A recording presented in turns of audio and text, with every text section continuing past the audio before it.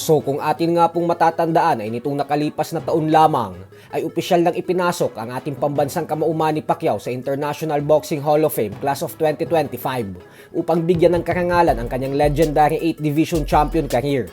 Ang pagiging isang Hall of Famer ay ang siyang nagpapatunay na malaki ang naambag mo sa sports na pinasok mo at upang masemento na ang iyong legasiya.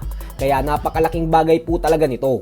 Pero isang napakagandang balita pa nga po ang dumating para kay Pacquiao dahil opisyal nang inanunsyo ng boxing executive na si Eric Schmidt na ipapasok na rin daw nila ang ating pambansang kamao sa susunod na taon sa US National Boxing Hall of Fame Class of 2027 upang magbigay pugay sa mga nagawa ni Pacquiao sa boxing sa Amerika.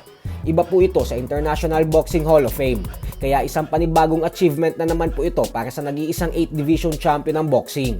Kung atin din pong matatandaan ay nitong nakalipas na linggo lamang ay ibinida rin ng US National Boxing Hall of Fame ang Pinoy trainer na si Marvin Sumodio.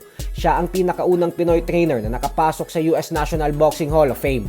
Kaya bumibida talaga ang mga pambato natin sa Amerika at nabibigyan ng pansin, hindi lang din si Pacquiao. Sa kabilang banda naman mga idol ay nagningning ang pangalan ni David Benavidez matapos niyang talunin si Zurdo Ramirez nitong 5 de Mayo weekend kung saan matagumpay niyang nasungkit ang pagiging 3 Division World Champion.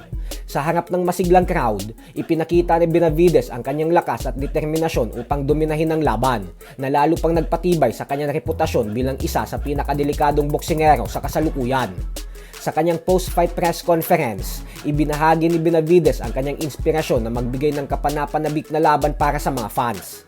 Ayon sa kanya ay gusto niya daw sundan ang yapak ni Manny Pacquiao dahil ito umano ang pinaka-iniidolo niyang fighter sa lahat. Bukod dyan ay pareho daw sila ng birthday, kaya pakiramdam niya umano ay pareho sila ng apoy at passion pagdating sa ibabaw ng lona.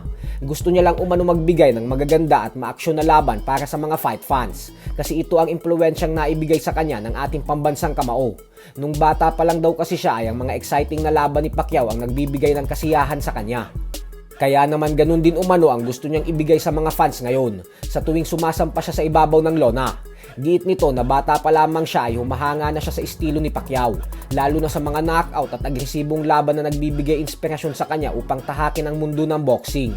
Bukod dyan ay kung anong inspirasyon umano ang naibigay sa kanya ni Pacquiao, ayun din ang nais niyang ipasa sa mga susunod na henerasyon ng mga batang nangangarap maging boksingero balang araw.